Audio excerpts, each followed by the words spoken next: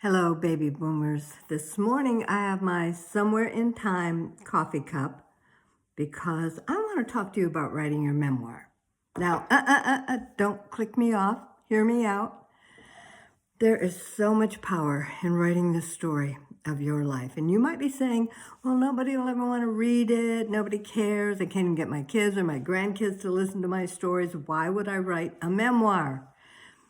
Because you're writing that memoir for yourself more than for anybody else. But the truth is, someone else someday may very well pick up that story, and it could make all the difference in their world. They'll read about your struggles. They'll read about how you overcame those struggles. They'll read about the joys in your life.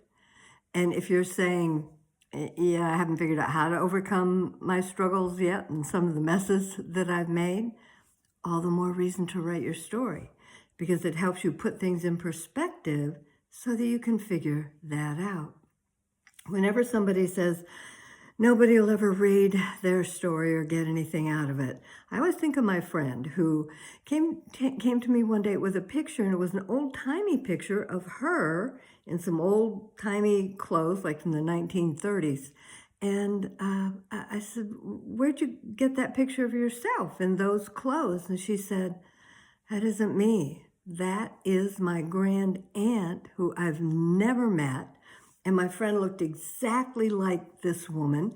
And she said, nobody knows anything about her. I'd give anything to just have a recipe or a note or a letter that she wrote, something so that I could know a little bit about her life, because look at this, we're one and the same.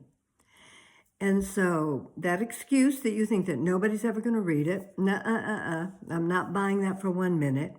And besides that, the real power in writing this story is for what you will get out of it. You'll remember some times that you'd forgotten that were absolutely wonderful.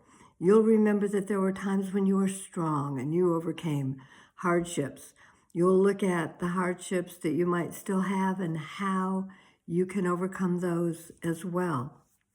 I helped a woman write her memoir one time. As you know, I'm a writer, and I used to do memoir writing workshops, and I helped one of my best friends write her memoir. It became a bestseller, and she said, it's like you put your life down on paper, and then you wad up the paper and throw it away, and you can start fresh.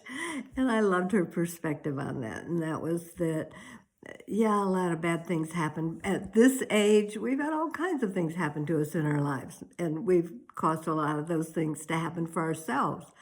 And she said it was so refreshing to just look at all of it and say, okay, it is what it is. It was what it was, and I need to go forward from there. So I have some recommendations about how to write that memoir, how to get started, and I'll put those down in the description. I'll leave you some resources, and I want you to be thinking about how it is that you can begin this story. And remember, a memoir is not an autobiography. It's not, I was born here at this time, on this day, and then I went to preschool, and then I went to kindergarten. Nobody cares.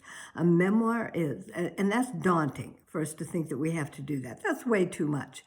A memoir is selecting the most important times in your life, the most important moments, those treasured memories, and putting them down in perspective. So, all right, I want you to start that memoir, and you have more information in the description.